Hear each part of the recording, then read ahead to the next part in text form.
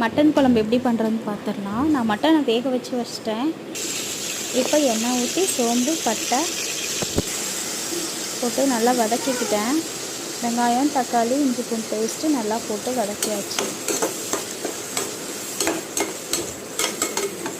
நல்லா வதங்கின பிறகு மிளகாப்பொடி கரம் மசாலா அதில் போட்டுடலாம். அதையும் போட்டு நல்லா வதக்கி விட்டுட்டேன்.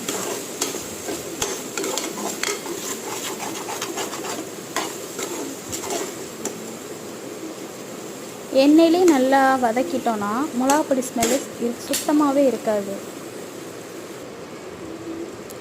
இப்போ நல்லா எண்ணெய் கட்டி வந்துருச்சு. இப்போ நம்ம வேக வச்ச மட்டனை அதில் ஊற்றிடலாம். நல்லா கெட்டியாக கிரேவி மாதிரி வரவும் ஸ்டவ் ஆஃப் பண்ணிடலாம்.